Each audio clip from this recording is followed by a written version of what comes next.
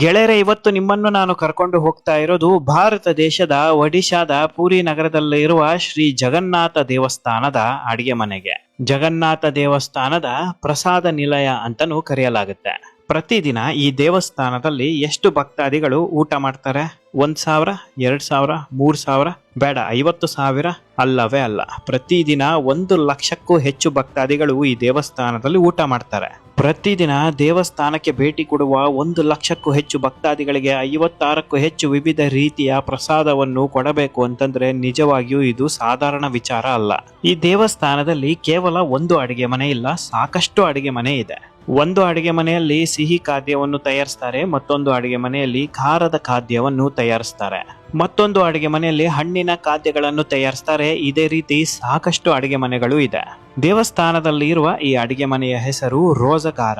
ಮತ್ತೊಂದು ಹೆಸರು ಕೂಡ ಇದೆ, ಅದೇನಪ್ಪಾ ಅಂತಂದ್ರೆ ಭಗವಾನ್ ಕಾ ರಸೋಯಿಗರ್. ಕನ್ನಡದಲ್ಲಿ ದೇವರ ಅಡಿಗೆ ಮನೆ ಅಂತ ಅರ್ಥ. ಪ್ರತಿದಿನ ಇಲ್ಲಿ ತಯಾರಾಗುವ ಪ್ರಸಾದಕ್ಕೆ ಏನಂತ ಕರೀತಾರಪ್ಪ ಅಂತಂದ್ರೆ ಜಗನ್ನಾಥ್ ಮಹಾಪ್ರಸಾದ ಅಂತ ಕರೀತಾರೆ. ದೇವರ ಅಡಿಗೆ ಮನೆಯಲ್ಲಿ 500 ಅಡಿಗೆ ಭಟ್ಟರಿದ್ದಾರೆ. ಇವರು ಅಡಿಗೆ ಕೆಲಸ ಮಾಡುತ್ತಾರೆ. ಅಡಿಗೆ ಭಟ್ಟರಿಗೆ ಸಹಾಯ ಮಾಡೋದಕ್ಕೆ 300 ಸಹಾಯಕರು ಇದ್ದಾರೆ. ಒಟ್ಟಾರೆ ಅಡಿಗೆ ಮನೆಯಲ್ಲಿ ಕೆಲಸ ಮಾಡುವವರ ಸಂಖ್ಯೆ 800. ಗೆಳೆಯರೆ, ಪೂರಿ ಜಗನ್ನಾಥ ರಥಯಾತ್ರೆ ಸಮಯದಲ್ಲಿ ಅಡಿಗೆ ಮನೆಯಲ್ಲಿ ಕೆಲಸ ಮಾಡುವವರ ಸಂಖ್ಯೆ 3,000ಕ್ಕೂ ಹೆಚ್ಚಿರುತ್ತೆ. 3,000 ಅಡಿಗೆ ಭಟ್ಟರು ಒಂದೇ ದಿನ ಅಡಿಗೆ ಮಾಡ್ತಾರೆ ಅಂದ್ರೆ ಒಂದು ಸಲ ಯೋಚಿಸಿ ನೋಡಿ. ಇವರೆಲ್ಲರೂ ದೇವಸ್ಥಾನದ ವಂಶ ಪಾರಂಪರ್ಯವಾಗಿ ಬಂದ ಪಂಡಿತ ಕುಟುಂಬದವರು. ಈ ಒಂದು ಅಡಿಗೆ ಕೆಲಸ ಪೀಳಿಗೆಯಿಂದ ಪೀಳಿಗೆ ಮುಂದೆ ಸಾಗುತ್ತಾನೆ ಇದೆ. ಅಡಿಗೆ ಮನೆಯಲ್ಲಿ ಅಡಿಗೆ ಮಾಡುವ ಅಡಿಗೆ ಭಟ್ಟರು ಕೇವಲ ಮಂಜೂರಾದ ನಿಯಮಗಳ ಪ್ರಕಾರ ಮಾತ್ರ ಅಡಿಗೆ ಮಾಡಬೇಕು. ಅವರಿಗೆ ಹೇಗೆ ಬೇಕೋ ಆ ರೀತಿ ಅಡಿಗೆ ಮಾಡೋದಕ್ಕೆ ಸಾಧ್ಯವಿಲ್ಲ. ದೇವಸ್ಥಾನದ ಆಡಳಿತ ಮಂಡಳಿ ಯಾವ ರೀತಿಯ ರೂಲ್ಸ್ ಅಂಡ್ ರೆಗ್ಯುಲೇಷನ್ಸ್ ಇರುತ್ತೋ ಅಡಿಗೆ ಮಾಡೋದ್ರಲ್ಲಿ ಅದನ್ನು ಪಾಲಿಸಲೇಬೇಕು. ಯಾರು ಬೇಕೋ ಅವರು ಅಡಿಗೆ ಮನೆ ಒಳಗೆ ಹೋಗೋದಕ್ಕೆ ಅವಕಾಶ ಇಲ್ಲ. ಅಡಿಗೆ ಮನೆಗೆ ಕೇವಲ ಪುರುಷರು ಮಾತ್ರ ಅಡಿಗೆ ಮಾಡ್ತಾರೆ. ಚಪ್ಪಲಿಯನ್ನು ಅಡಿಗೆ ಮನೆಯಲ್ಲಿ ಹಾಕೊಂಡು ಬರೋ ಹಾಗಿಲ್ಲ. ಅಡಿಗೆ ಮನೆಯಲ್ಲಿ ಕೆಲಸ ಮಾಡುವ ಪ್ರತಿಯೊಬ್ಬರು ಕೂಡ ಕೇಸರಿ ಅಥವಾ ಬಿಳಿ ಧೋತಿಯನ್ನೇ ಧರಿಸಬೇಕು. ಯಾವಾಗ ಅಡಿಗೆ ಮಾಡ್ತಾರೆ, ಹೇಗೆ ಅಡಿಗೆ ಮಾಡ್ತಾರೆ, ಎಷ್ಟು ಖರ್ಚಾಗುತ್ತೆ ಅಂತ ನೋಡೋದಾದ್ರೆ ವರ್ಷದ 365 ದಿನವು ಅಂದರೆ ಪ್ರತಿದಿನ ಬೆಳಗಿನ ಜಾವ 5:30ಯಿಂದ ಬೆಳಗ್ಗೆ 6 ಗಂಟೆಯ ಮಧ್ಯದಲ್ಲಿ ಕೆಲಸ ಶುರುವಾಗುತ್ತೆ. 10 ರಿಂದ 15 ಅಡಿಗೆ ಭಟ್ಟರು ಅಡಿಗೆ ಮನೆ ಹತ್ತಿರ ಹೋಗಿ ಅಡಿಗೆ ಮನೆಯ ದ್ವಾರ ಬಾಗಿಲಿಗೆ ಪೂಜೆ ಮಾಡಿ ನಂತರ ಅಡಿಗೆ ಮನೆ ಒಳಗಡೆ ಹೋಗ್ತಾರೆ. ದೇವರ ಅಡಿಗೆ ಮನೆ ಆಗಿರುವ ಕಾರಣ ಹಾಗೆ ಒಳಗಡೆ ಹೋಗೋದಕ್ಕೆ ಸಾಧ್ಯವಿಲ್ಲ. ಎಲ್ಲರೂ ಪಾದವನ್ನು ನೀರಿನಿಂದ ತೊಳೆದೇ ಒಳಗಡೆ ಹೋಗಬೇಕು. ಒಂದು ಸಲ ಅಡಿಗೆ ಭಟ್ಟರು ಅಡಿಗೆ ಮನೆ ಒಳಗಡೆ ಹೋದ ತಕ್ಷಣ ಹೆಚ್ಚಿದ ತರಕಾರಿಗಳು ಅಡಿಗೆ ಮನೆ ಒಳಗಡೆ ಬರುತ್ತೆ. ತರಕಾರಿಗಳನ್ನು ಹೆಚ್ಚುವ ಕೊಠಡಿನೇ ಬೇರೆ ಇದೆ. ಬೆಳಗಿನ ಜಾವ 4 ರಿಂದ 5 ಗಂಟೆ ಒಳಗಡೆ ಎಲ್ಲ ತರಕಾರಿಯನ್ನು ಹೆಚ್ಚಲಾಗುತ್ತೆ. ನಂತರ ಅಡಿಗೆ ಮನೆಗೆ ತರ್ತಾರೆ. 6 ಗಂಟೆ 15 ನಿಮಿಷ ಸೂರ್ಯೋದಯ ಸಮಯದಲ್ಲಿ ಒಲೆಯನ್ನು ಹಚ್ಚಲಾಗುತ್ತೆ. ನೀವಿನ್ನೂ ನನ್ನ official Facebook page Sudheendra explorer ನ ಫಾಲೋ ಮಾಡಿಲ್ಲ ಅಂದ್ರೆ ಈಗಲೇ ಫಾಲೋ ಮಾಡಿ. Facebook page link description box ಅಲ್ಲಿ ಇರುತ್ತೆ, ಚೆಕ್ ಮಾಡಿ. ಈ ವಿಡಿಯೋಗೆ ಒಂದು ಲೈಕ್ ಕೊಡಿ, ಶೇರ್ ಮಾಡಿ, ಸಬ್ಸ್ಕ್ರೈಬ್ ಆಗಿ, ಬೆಲ್ ಐಕಾನ್ ಪ್ರೆಸ್ ಮಾಡೋದನ್ನ ಮರೆಯಬೇಡಿ. ಬೆಳಗ್ಗೆ 11 ಗಂಟೆ ಒಳಗಡೆ ಮಹಾಪ್ರಸಾದ ತಯಾರಾಗಬೇಕು. ಇದನ್ನು ಸುಬಾಕ ಭೋಗ್ ಅಂತ ಕರೀತಾರೆ. ಬೆಳಗಿನ ಪ್ರಸಾದ ರೈಸ್, ದಾಲ್ಮಾ, ಕಿಚಡಿ, ಸ್ವೀಟ್ಸ್ ಮೊದಲ ಹಂತದಲ್ಲಿ ತಯಾರಾಗುತ್ತೆ. ತಯಾರಾದ ಈ ಬೆಳಗಿನ ಮಹಾಪ್ರಸಾದವನ್ನು ಮೊದಲು ಜಗನ್ನಾಥ ದೇವರಿಗೆ ನೈವೇದ್ಯಕ್ಕೆ ತಗೊಂಡು ಹೋಗ್ತಾರೆ. ನೈವೇದ್ಯ ಆದ ಮೇಲೆ ಭಕ್ತಾದಿಗಳಿಗೆ ಹಂಚುತ್ತಾರೆ. ಬೆಳಗಿನ ಪ್ರಸಾದ ಪೂರ್ಣಗೊಂಡಿದೆ. ಈಗ ಮಧ್ಯಾಹ್ನದ ಪ್ರಸಾದದ ಸರದಿ. ಮಧ್ಯಾಹ್ನ 1 ಗಂಟೆಯ ಒಳಗಡೆ ಮಧ್ಯಾಹ್ನದ ಪ್ರಸಾದ ತಯಾರಾಗಬೇಕು. ಇದಕ್ಕೆ ಮಧ್ಯಾಹ್ನ ಧೂಪಭೋಗ ಅಂತ ಕರೀತಾರೆ. ಸಾಕಷ್ಟು ವಿವಿಧ ರೀತಿಯ ಅನ್ನ, ಸಾಕಷ್ಟು ವಿವಿಧ ರೀತಿಯ ಪಲ್ಯಗಳು ಮತ್ತು ವಿಶೇಷವಾದ ವಿವಿಧ ರೀತಿಯ ಸಿಹಿಯನ್ನು ತಯಾರಿಸ್ತಾರೆ. ಗೆಳೆಯರೆ, ಮಧ್ಯಾಹ್ನದ ಊಟ ಮಾತ್ರ ಸುಮಾರು 1000ಕ್ಕೂ ಹೆಚ್ಚು ಮಣ್ಣಿನ ಮಡಿಕೆಯಲ್ಲಿ ಊಟವನ್ನು ತಯಾರಿಸ್ತಾರೆ. ಯಾಕಪ್ಪ ಅಂತಂದ್ರೆ ಸಾಕಷ್ಟು ಸಂಖ್ಯೆಯಲ್ಲಿ ಭಕ್ತಾದಿಗಳು ಮಧ್ಯಾಹ್ನ ಊಟ ಮಾಡೋದಕ್ಕೆ ಬರ್ತಾರೆ. ಸುಮಾರು 1,00,000ಕ್ಕೂ ಹೆಚ್ಚು ಭಕ್ತಾದಿಗಳು ಮಧ್ಯಾಹ್ನದ ಊಟದಲ್ಲಿ ಪ್ರತಿದಿನ ಇರ್ತಾರೆ. ಮಧ್ಯಾಹ್ನದ ಪ್ರಸಾದವನ್ನು ಸ್ವಲ್ಪ ದೊಡ್ಡ ಸಂಖ್ಯೆಯಲ್ಲೇ ತಯಾರಿಸಬೇಕು. ಮಧ್ಯಾಹ್ನದ ಊಟ ಆದ ಮೇಲೆ ಸಂಜೆ 4 ರಿಂದ 6 ಗಂಟೆ ಒಳಗಡೆ ಸಂಜೆಯ ಪ್ರಸಾದದ ತಯಾರಿಕೆ ಆರಂಭ ಆಗುತ್ತೆ. ಇದಕ್ಕೆ ಸಂಧ್ಯಾ ಧೂಪ ಭೋಗ ಅಂತ ಕರೀತಾರೆ. ಸಂಜೆ ಕೂಡ ಸಾಕಷ್ಟು ಸಂಖ್ಯೆಯಲ್ಲಿ ಭಕ್ತಾದಿಗಳು ಇರ್ತಾರೆ. ಮಧ್ಯಾಹ್ನ ಹೇಗೆ ಪ್ರಸಾದವನ್ನು ತಯಾರಿಸ್ತಾರೆ ಅದೇ ರೀತಿಯಲ್ಲಿ ಸಂಜೆ ಕೂಡ ಪ್ರಸಾದವನ್ನು ತಯಾರಿಸಲೇಬೇಕು. ಸಂಜೆಯ ಒಂದು ವಿಶೇಷತೆ ಏನಪ್ಪಾ ಅಂತಂದ್ರೆ ಸಾಕಷ್ಟು ವಿವಿಧ ರೀತಿಯ ಹಣ್ಣುಗಳನ್ನು ಭಕ್ತಾದಿಗಳಿಗೆ ಕೊಡ್ತಾರೆ. ಕೇವಲ ಹಣ್ಣು ಮಾತ್ರ ಅಲ್ಲ, ವಿವಿಧ ರೀತಿಯ ಮೊಸರನ್ನ ಇರುತ್ತೆ, ವಿವಿಧ ರೀತಿಯ ಪಾಯಸ ಕೂಡ ಇರುತ್ತೆ. ಪ್ರತಿದಿನ 8 ಗಂಟೆಗಳ ತನಕ ಅಡಿಗೆ ಕೆಲಸ ಇರುತ್ತೆ.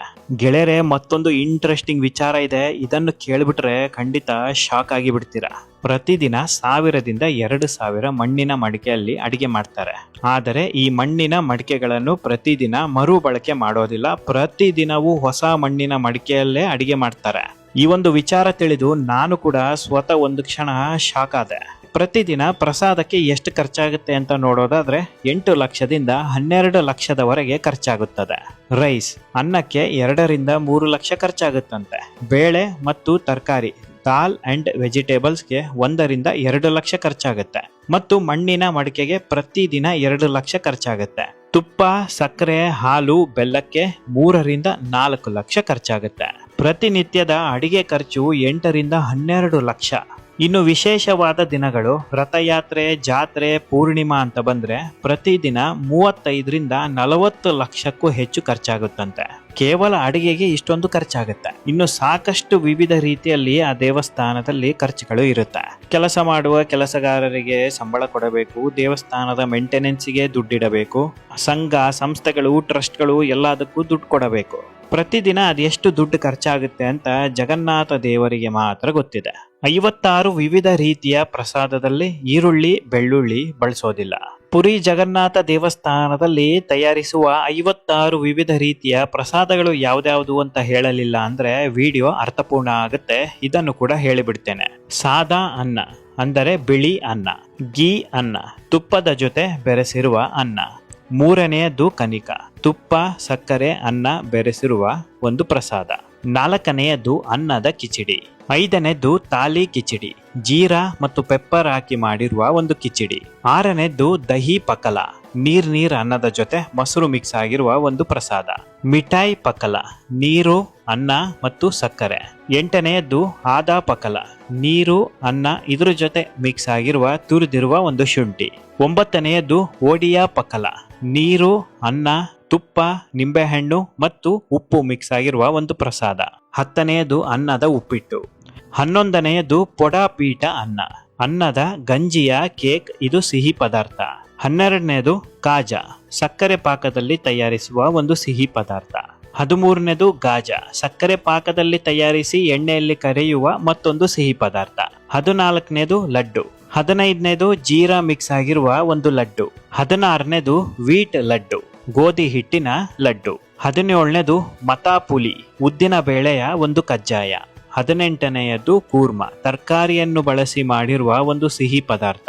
ಮನೆಯಲ್ಲಿ ರೆಸ್ಟೋರೆಂಟ್ ಹೋಟೆಲ್ಗಳಲ್ಲಿ ಮಾಡುವ ಕೂರ್ಮ ಅಲ್ಲ, ಈ ಕೂರ್ಮನೆ ಬೇರೆ.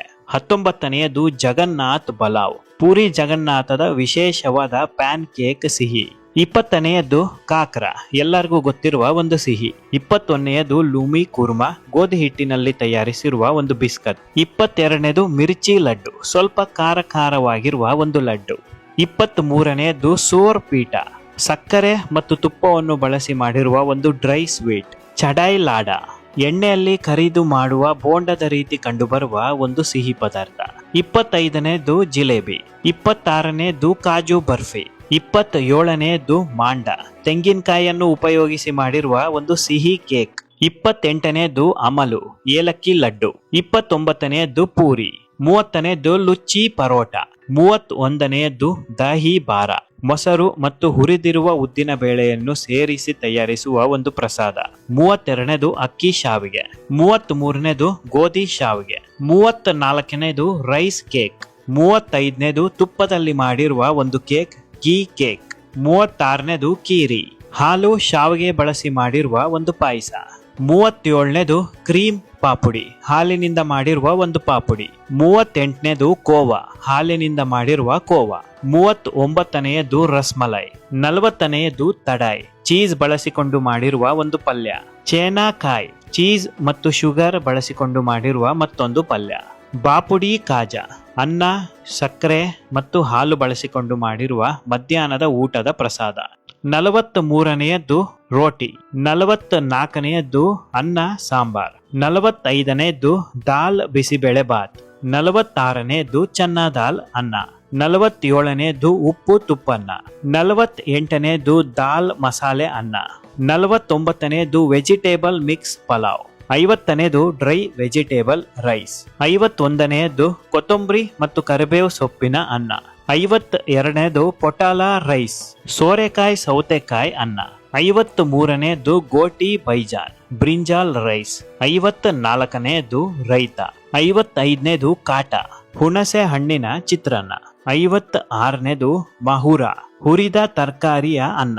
ಗೆಳೆಯರೆ, ಇದು ಪೂರಿ ಜಗನ್ನಾಥ ದೇವಸ್ಥಾನದ 56 ವಿವಿಧ ರೀತಿಯ ಪ್ರಸಾದ.